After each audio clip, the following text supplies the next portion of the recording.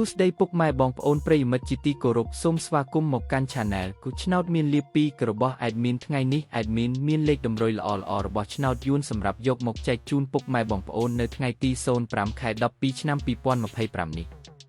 ដូចនេះ Admin មិនចង់ចាយពេលវេលារបស់ពុកម៉ែបងប្អូនយូរតោះយើងមកតាមដានលេខតម្រុយឆ្នោតរបស់យើងទាំងអស់គ្នា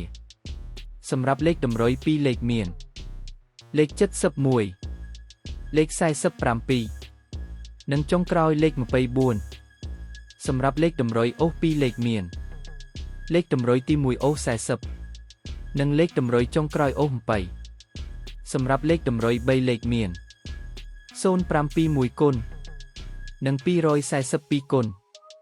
សម្រាប់លេខតម្រុយថ្ងៃនេះ Admin សូមជូនពរឲ្យពុកម៉ែបងប្អូននិងប្រិយមិត្តទាំងឡាយជួបតែសំណាងល្អទាំងអស់គ្នាហេងមានលាភមានជ័យជាចុងក្រោយសូមកុំភ្លេចជួយចុច Subscribe និង Comment ហើយដាក់សញ្ញារូបកណ្ដឹងដើម្បីជាការផ្ដល់កម្លាំងចិត្តមកកាន់ Admin ជាពិសេសងាយស្រួលតាមដានវីដេអូថ្មីៗនិងលេខតម្រុយល្អៗជាប្រចាំថ្ងៃជាមួយ Admin សូមគោរពលាពុកម៉ែបងប្អូនពី Admin ឆ្នោតមានលាភ2សូមសំណាងល្អទាំងអស់គ្នាសូមអរគុណ